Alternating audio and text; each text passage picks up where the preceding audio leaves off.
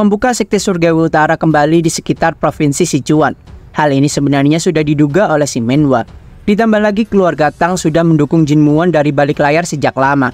Dengan hal itu, bisa disimpulkan jika 3 pusat kekuatan murim di Sichuan seperti Qin Cheng, Yimei, dan juga Tang saat ini berada di pihak Sekte Surgawi Utara. Xi Menhua sudah mengira jika sosok otak yang ada di balik Sekte Surgawi Utara bukanlah orang biasa. Dan saat ini, sesuai perkiraannya, jika dia menjadi sosok figur yang begitu penting saat berada di balik kekuatan Sekte Surgawi Utara. Melihat bagaimana Han Jin melempar umpan seperti ini, tentu Xi Menhua tahu jika pasti kelompok Surgawi Utara sudah membangun kekuatan penuhnya sekarang. Xi Menhua merasa jika dia sudah selalu bertindak hati-hati selama ini. Namun apakah sekarang dia menjadi tumpul karena kepuasan diri dan juga arogansinya?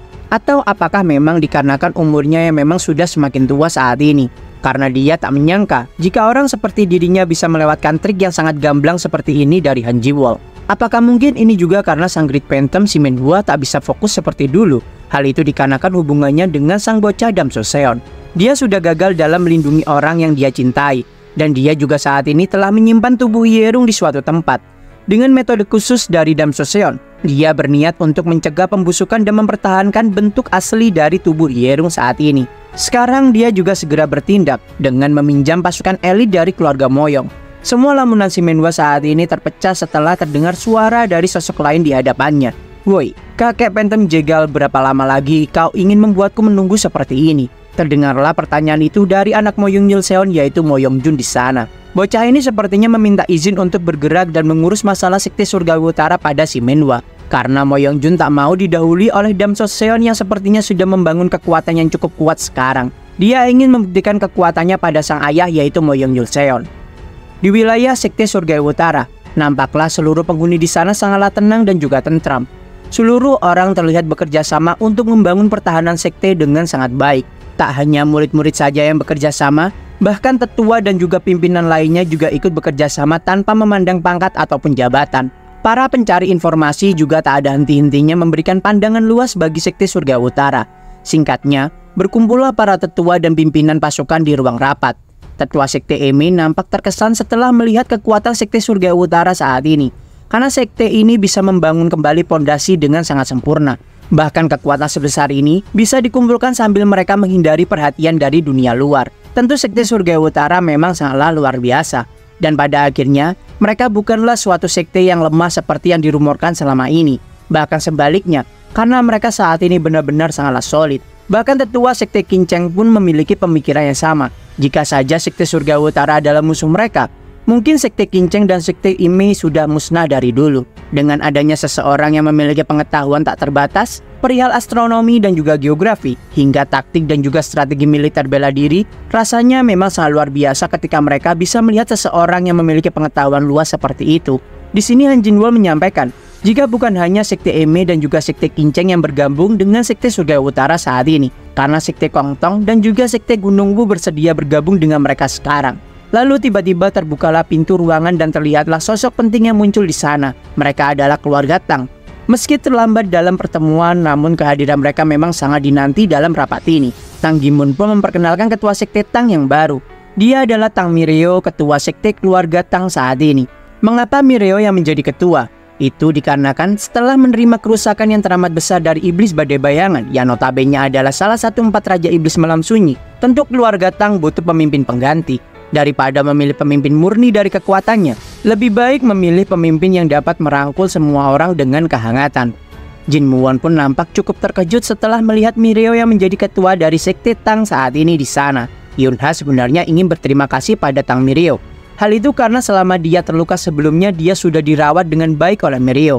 Namun sepertinya Yunha telah merasakan rasa cemburu sekarang. Dengan senyum tipisnya, Jin Muon pun memberikan salam hormat pada ketua Sekte Tang yang baru di sana. Han Jin merasa cukup terkesan dengan keputusan Tang Gimun kali ini. Namun Tang Gimun menyampaikan jika Tang Mireo lah sendiri yang mendesak dirinya untuk memilihnya menjadi ketua sekte yang baru. Lagi pula, Tang Gimun lebih suka menjadi ketua di Pavilion Seribu Racun dan mendukung kepala keluarga saja, daripada harus dirinya menjadi ketua sekte yang sangatlah merepotkan. Karena semuanya sudah berkumpul, maka Han Ji-wol pun akan segera memulai rapat mereka sekarang. Han Ji-wol berkata, jika mulai detik ini Sekte Surgawi Utara akan memasuki jalur peperangan. Dia meminta untuk seluruh sekutu menarik semua pasukan kembali dari bertugas di luar daerah. Hanjin meminta semua ketua klan dan juga ketua sekte untuk memeriksa jumlah kekuatan dan juga pasukan masing-masing. Dan setelah itu, barulah mereka diminta untuk menjalankan taktik yang sudah dirancang. Di sisi lain, Sekte Surgawi Utara juga sudah menyiapkan sungai, danau, gunung, tebing dan juga lembah yang ada di sekitar sekte. Memang kekuatan aliansi pusat terletak pada jumlah mereka yang sangatlah banyak. Pasukan mereka tersebar di seluruh daratan tengah. Ditambah lagi mereka juga bisa menerima bantuan yang tak terbatas dari faksi-faksi mereka yang sangatlah banyak. Hanjin berkata pada semua orang, jika memang mereka kalah dalam aspek besarnya pasukan, dan jika melakukan perang dalam jangka panjang, maka mereka juga berada dalam posisi yang tak diuntungkan.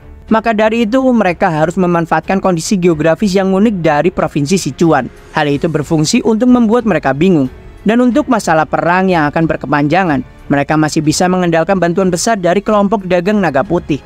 Lalu dengan memanfaatkan bulan hitam dan juga bulan perak, mereka akan mendapatkan banyak informasi dari daratan tengah tanpa diketahui siapapun. Karena mereka adalah pasukan yang bekerja di balik bayang-bayang tanpa diketahui siapapun. Sekte Surgawi Utara sudah melakukan latihan taktik selama ini untuk mempersiapkan situasi-situasi yang mungkin terjadi nanti. Hanjin berterima kasih pada para elder yang sudah bekerja keras dalam melatih pasukannya selama ini. Karena sejatinya, kekuatan Sekte Surgawi Utara dan juga seluruh faksi-faksinya bukanlah kekuatan yang lemah di benua Jianghui ini. Dalam hati Hanjin pun berpikiran, jika tak peduli seberapa banyak kepercayaan yang bisa dia dapatkan dari semua orang sebagai ahli strategi militer, pengaruhnya akan hilang bagaikan ilusi jika sosok terhormat itu tak ada. Dia adalah simbol sekaligus menjadi pilar utama dari Sekte Surgawi Utara. Jika dia tak ada, maka Sekte Surgawi Utara akan kehilangan pusat gravitasinya dan juga hancur. Fakta tentang keberadaannya sebagai ketua sekte memegang nilai yang sangat besar bagi moral seluruh faksi. Dia adalah sang pedang utara Jin Muon. Mereka harus menang apapun yang terjadi. Seluruh pasukan pun berkumpul di halaman Sekte Surgawi Utara. Pasukan dari Sekte Kongtong dan juga Sekte Gunung Wu sudah berkumpul. Pasukan dari Sekte Eme dan juga Sekte Kinceng pun juga sudah berkumpul. Pasukan Kelengtang juga sudah berkumpul. Pasukan yang dipimpin oleh sang badai angin surgawi yaitu Elder Tiu Musaeng pun sudah berkumpul. Pasukan Bulan Perak yang dipimpin Elder Neon Gonwi pun juga sudah berkumpul. Tak ketinggalan pasukan Biladara yang dipimpin oleh Swordmaster Seu Musang pun sudah hadir. Pasukan Bandit Langit Tandus yang dipimpin martial leader yaitu Elder Madok Wang pun sudah berkumpul.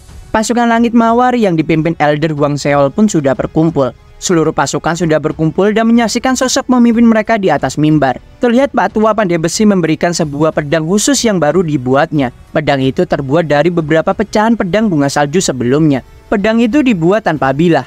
Maka dengan begitu, pedang ini tak memerlukan sarung untuknya.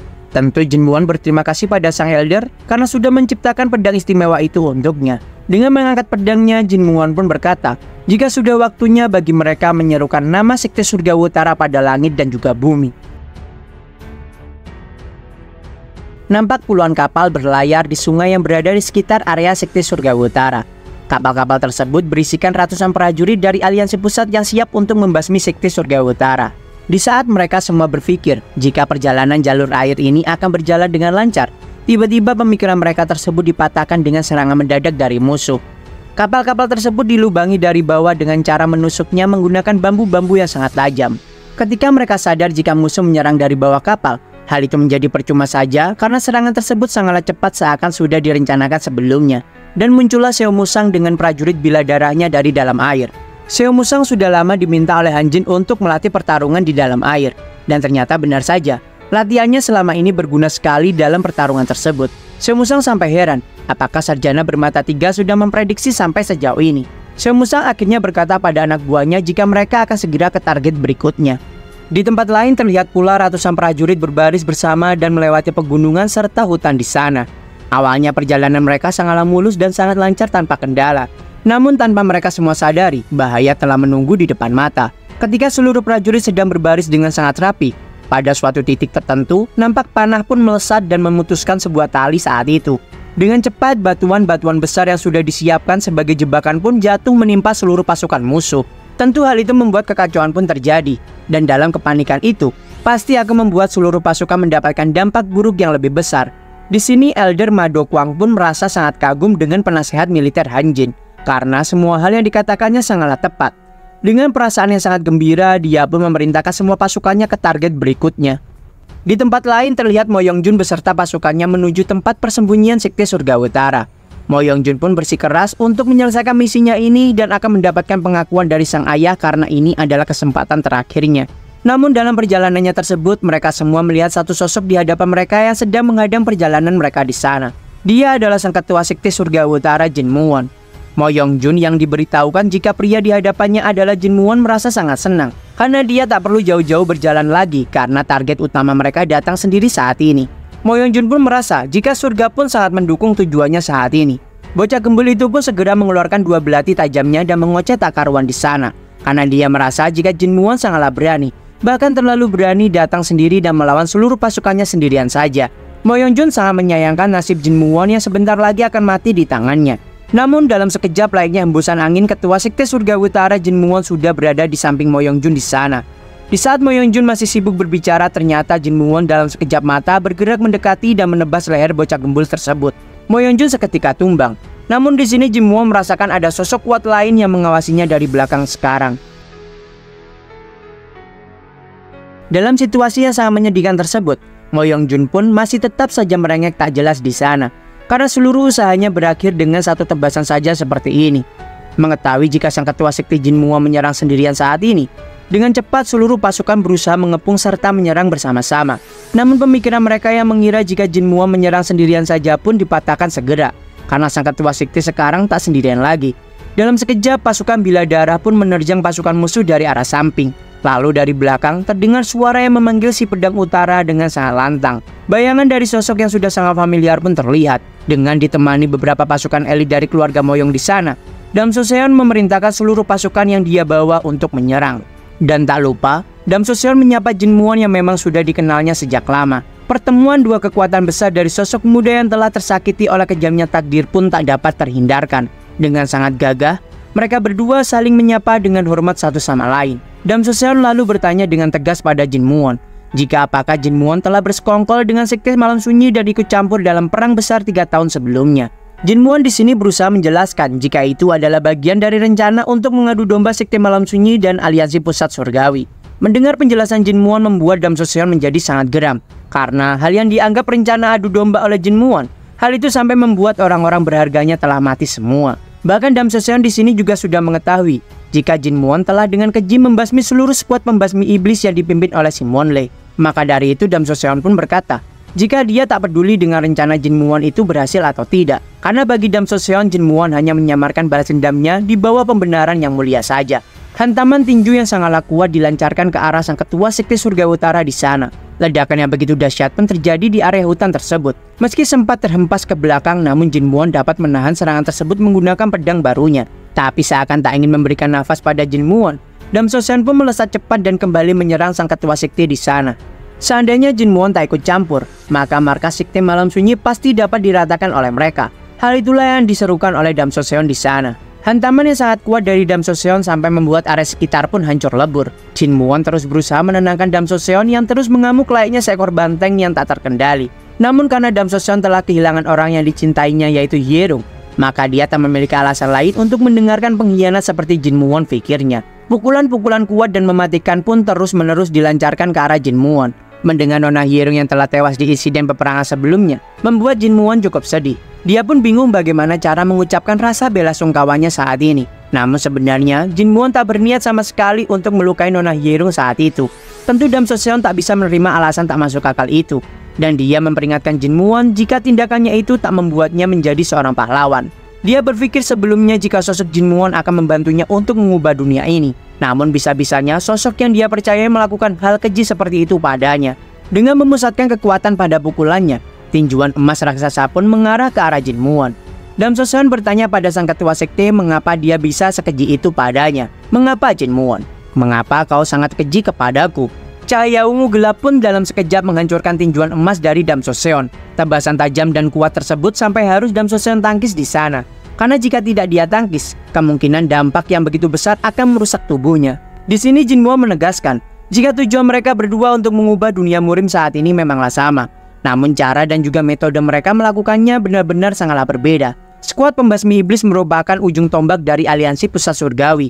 Maka dari itu, Jin Muon tak memiliki pilihan lain selain membasmi mereka. Memang Jin Muon mengakui jika balas dendam menjadi salah satu alasan dia melakukan segala hal selama ini. Tapi untuk apa yang terjadi pada Nona Hierung bukanlah bagian dari rencananya. Itu adalah hal yang benar-benar tak terduga, ungkapnya pada Damsoseon. Tapi meski dengan dendam pribadi, Jinmuon bertujuan untuk mengubah dunia murim dengan bersungguh-sungguh. Dia juga sudah mengumpulkan banyak sekali dosa dan juga karma sejauh ini. Maka dari itu, Jinmuon akan menerima hukumannya nanti setelah kedamaian dunia murim telah kembali. Setelah mendengarkan kata menerima hukumannya nanti, membuat Damsoseon menjadi sangat geram. Karena Jinmuon bisa tenang dan berkata seperti itu setelah melakukan banyak sekali hal keji dalam sepak terjangnya selama ini. Damsoseon yang muak meminta Jinmuon untuk berhenti tak meneruskan tindakan dan juga seluruh omong kosong tentang keadilannya. Menurut Damsoseon, Jinmuon tak lebih dari seorang penjahat yang terlahap oleh dendam pribadinya. Damsoseon di sini sangat yakin jika dirinya sendiri saja sudah cukup untuk mengubah dunia. Demi dunia murim yang baru, maka dia tak perlu orang seperti Jinmuon, ungkapnya. Merasa tak bisa diajak bicara lagi, Jinmuon pun menarik nafas dan segera bergerak maju untuk meladeni Damsoseon yang sangat keras kepala itu. Benturan kedua kekuatan yang sangat dahsyat kembali berbenturan. Karena sama-sama kuatnya, serangan dari masing-masing pun bisa ditangkis. Lalu pukulan serta tebasan bertubi-tubi pun kembali dilancarkan dengan sangat cepat. Bahkan serangan dari masing-masing kubu sampai tak terlihat jadinya. Damsoseon sangat percaya dengan seni bela diri tinjuannya yang sudah dia kembangkan. Pukulannya sangat keras dan juga sangat kuat diarahkan tanpa ragu dengan niat membunuhnya. Namun Jinmuon juga tak mau kalah dengan Damsoseon. Karena Jinmuon juga sangat percaya dengan seni bela diri peninggalan dari para leluhurnya. Tebasan-tebasan yang sangat tajam pun dilepaskan untuk menangkis serangan-serangan yang dilancarkan padanya oleh Damsoseon. Dengan niat membunuh yang lebih tajam daripada Jinmuon, membuat Damsoseon tak memikirkan hal lain selain membuat Jinmuon tumbang. Maka di suatu titik, Damsoseon dapat mengeluarkan salah satu teknik tinjuannya yang berselimutkan energi petir dan juga cahaya di sana. Pukulan tersebut diarahkan ke pinggang Jinmuon hingga membuat Jinmuon harus menerima dengan telak serangan tersebut. Hantaman keras itu membuat Jinmuon terpental cukup jauh hingga membuat area sekitar hancur tak karuan. Di saat Jinmuon masih mencoba memulihkan stamina dan mengatur nafas setelah terkena pukulan telak tersebut, dari atas, Damsoseon sudah terbang dan sudah siap melancarkan serangan lanjutan ke arah Jinmuon. Salah satu teknik andalan yang sangat kuat pun dikeluarkan oleh Damsoseon, yaitu Sign Leg Stream Rising Celestial Energy. Menanggapi serangan berbahaya yang dilancarkan oleh Damsoseon, maka Jinmuon pun juga harus mengeluarkan teknik yang sama kuatnya, Heaven Demon Shadow Sword, Heaven Splitting Sea. Kembali lagi dua benturan kekuatan yang begitu merusak dan sangat berbahaya saling berbenturan satu sama lain. Hal ini sampai membuat topan energi yang beradu layaknya dua buah gangsing yang bertemu satu sama lain. Di dalam debu yang berterbangan serta puing-puing yang berserakan, nampaklah ketua sekte surga utara Jinmuon bisa mengunci tubuh Damsoseon dengan bilah pedangnya yang sudah siap menebas leher dari sang kesatria terkuat aliansi pusat itu. Di bagian barat nampak pertempuran masih terus berlangsung dengan sangat sengit. Seo Musang mengeliminasi musuh satu persatu dengan cukup mudah di sana. Lalu terlihat gagak dari Chung In yang terbang di atas pertempuran sambil memberikan sebuah tanda pada Seo Musang. Mengetahui jika itu sudah waktunya, Seo Musang pun memerintahkan seluruh pasukan untuk segera mundur sesuai instruksi. Dengan sangat cepat, seluruh pasukan pun menarik diri dan mundur menghindari pertarungan. Karena merasa mereka sedang unggul di atas angin, maka seluruh pasukan aliansi pusat pun berusaha mengejar dan membantai pasukan surgawi utara yang sedang melarikan diri. Di bagian timur memiliki kondisi yang hampir sama. Seluruh pasukan pun saling bertempur dengan sangat sengit. Sampai pada di suatu titik Elder Madokwang pun diberi tanda oleh anjing milik Chung In untuk segera mundur. Maka dengan cepat, tanpa pikir panjang, Madokwang pun memerintahkan seluruh prajuritnya untuk segera mundur ke titik yang sudah diinstruksikan. Sama halnya prajurit sebelumnya, mereka pun merasa menang dan berada di atas angin saat ini. Jadi hal yang sama pula dilakukan mereka dan mengejar pasukan surga utara yang saat ini sedang mundur. Seo Musang dan pasukannya bertemu dengan Elder Madokwang beserta pasukannya. Mereka pun segera mundur ke jalur yang sudah ditentukan sesegera mungkin. Dari belakang mereka terlihat dua pasukan aliansi pusat bersatu dan mengejar aliansi surga utara. Meski sudah bergabung menjadi satu pasukan dalam satu tempat yang sama, hal itu tak membuat mereka semua curiga dan malah terus menerjang tanpa pikir panjang. Alhasil, terperangkaplah mereka di jebakan formasi ilusi yang sudah disiapkan oleh sang penasihat militer Han Jinwoo. Seluruh pasukan musuh terjebak di dalam formasi tersebut dan tak bisa bergerak dengan bebas seperti sebelumnya. Apalagi cangkupan area dari formasi tersebut sangatlah luas. Cahaya yang begitu menyilaukan pun memenuhi seluruh area hutan. Dan setelah itu, tersungkurlah seluruh pasukan musuh karena tak dapat melihat ataupun mendengar. Hal itu dikarenakan ilusi yang sudah dibuat oleh Han Jin sebagai penasehat militer di sana. Di saat para musuh sudah berjatuhan, maka seluruh pasukan sekte surga utara pun dikerahkan untuk membantai habis semua musuh yang ada. Setelah beberapa saat, terlihatlah pasukan bantuan musuh dari arah lain. Han Jin sempat heran karena hal ini terlalu cepat dari perkiraannya. Bagi Han Jin seharusnya para bantuan musuh akan sedikit kesulitan dengan seluruh persiapan yang sudah mereka kerahkan sebelumnya. Namun mengapa sekarang mereka bisa tiba di tempat ini lebih cepat dari perkiraannya? Ternyata jawabannya adalah pasukan bantuan tersebut dipimpin oleh salah satu sembilan langit, yaitu Sang Maha Tahu Si Menhua. Hal itu tentu membuat Han Jin terlihat sangat terkejut di sana. Si Menhua terkesan karena ilusi yang dibuat oleh Han Jin cukup hebat karena menggabungkan beberapa teknik menjadi satu. Namun apakah kira-kira teknik tersebut cukup untuk diriku? Hal itulah yang ditanyakan kepada sarjana bermata tiga Han Jinwoo. Elder Ma Dokwang pun sudah menunggu momen ini, karena akhirnya mereka sudah menampakkan diri sekarang. Di sisi aliansi pusat nampak sosok yang cukup familiar merasa cukup kesal. Karena ketidakbecusan para bawahannya, akhirnya dia harus turun tangan sendiri. Sosok itu adalah salah satu sembilan langit juga, yaitu Sim Wai. Dia memperingatkan jika seluruh orang yang berada di Sekte Surga Utara adalah orang-orang bodoh yang tak tahu diri. Karena mereka semua tak mau menghormati keluarga Moyong yang sama saja mereka menentang langit saat ini. Di belakang nampak juga sang kesatria tak terkalahkan Moyong Yulseon.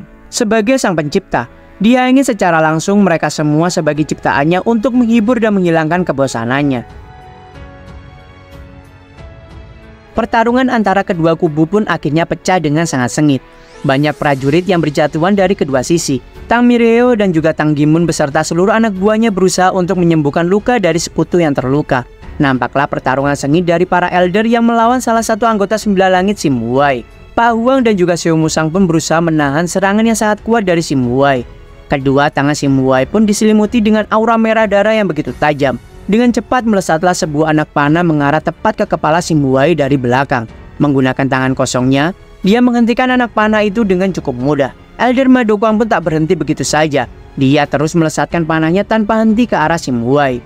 Di sisi lain terlihat Han Jin sedang beradu teknik formasi ilusi dengan Si Menhua yang notabene adalah salah satu anggota sembilan langit. Si Menhua menyadari jika sepertinya Han Jin telah memasang 2-3 lapisan susunan formasi ilusi dan tinggal menunggu waktu saja sebelum seluruh formasi itu bisa Si Menhua tembus di sana.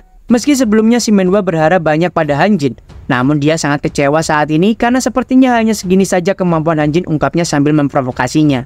Di benteng Sekte Surga Utara nampaklah Chung In dan juga Moon Jung sedang mengawasi area sekitar sambil menunggu kabar dari yang lainnya. Ternyata secara diam-diam, pasukan musuh pun sudah mulai merangsek masuk di sana. Dalam senyap mereka memanjat tembok tanpa disadari oleh siapapun. Dan tiba-tiba, dengan cepat mereka sudah siap menebas seluruh penjaga dan juga Chung In serta Moon Jung di sana. Di saat pertarungan sudah tak bisa terelakkan lagi, tiba-tiba petir dan juga bongkahan es yang begitu besar pun memenuhi area tersebut. Muncullah Elder Neo Gonwi dan juga Iyun Haseol yang bertugas melindungi bangunan sekte di sana. Tanpa membuang waktu lagi, Iyun Ha berubah ke mode penyihir malam putihnya dan akan membantai seluruh musuh yang ada. Melihat Iyun Ha yang sudah bertransformasi, Elder Neon Gonwi pun tak mau kalah. Dia mengeluarkan teknik petirnya tanpa ditahan-tahan lagi. Serangan gabungan dari kedua master bela diri ini terlihat seperti sebuah bencana alam yang sangat dahsyat di sana. Kembali ke pertarungan Elder Ma Dokwang, dia terus menembakkan anak panahnya meski seluruh tembakan itu dapat ditebis oleh Sim Wai. Ma Dokwang terus menembakkan panahnya sambil terus mendekatkan diri ke arah Sim Wai. Dan setelah mereka sudah mencapai jarak yang sangat dekat, tusukan tangan Sim Wai yang terselimuti oleh aura merah gelap tersebut pun berusaha menusuk kepala Ma Dokwang. Dengan cepat panah yang digenggamnya pun dilempar dan Ma Dokwang pun berganti senjata pedang di sana. Benturan pedang dan tangan Sim Wai yang berselimutkan aura pun terjadi. Sim Wai cukup terkesan dengan Ma Dokwang karena Ma Dokwang bisa bertahan meski sudah Sim Wai serang dengan teknik andalannya. Dia benar-benar tak menyangka jika master seperti Ma Dokwang masih ada di sekte yang sudah hancur seperti Sekte Surga Utara. Di saat Sim Wai masih sibuk bertarung dengan Elder Ma Dokwang, dari samping dengan sangat kuat Xiao Musang pun mengeluarkan teknik pedangnya. Merasa jika dibiarkan akan menjadi bahaya yang merepotkan, Sim Wai pun mengempaskan Ma Dokwang terlebih dahulu menggunakan ledakan aura dari tangannya. Lalu Sim Wai pun berfokus untuk menghancurkan Xiao Musang saat ini. Di saat Xiao Musang mulai terdesak, tiba-tiba Pa Huang pun mengeluarkan teknik pedang yang sudah dilatihnya. Tusukan pedang yang diarahkan pada dada Sim Wai pun terlihat cukup berbahaya. Merasa itu sebuah serangan yang berbahaya, Sim Wai pun melepaskan fokusnya kepada Xiao Musang dan mengempaskan Pa Huang dengan aura di tangannya. Tiba-tiba saja Ma Dokwang pun sudah bersiap menebas Sim Wai dari belakang. Sim Wai yang sudah merasa sangat kesal meledakkan aura merah darah dari dalam tubuhnya. Xiao Musang, Ma Dokwang dan Pa Huang pun terlahap oleh aura merah bercahaya tersebut. Sim Wai terlihat sangat kesal sekali. Dia pun akhirnya mengeluarkan teknik susulan yang begitu kuat, yaitu Crimson Jet Splitting Arts. Pilar cahaya merah pun membumbung tinggi ke atas langit. Terlihat Xiao Musang dan Pa Huang terlempar cukup jauh dengan luka yang cukup besar mereka terima. Namun berbeda dengan Master Madokwang yang masih teguh berdiri sambil dirinya menusuk dada Simuwai dengan telak. Meski Master Madokwang terlihat harus mengorbankan salah satu lengannya di sana.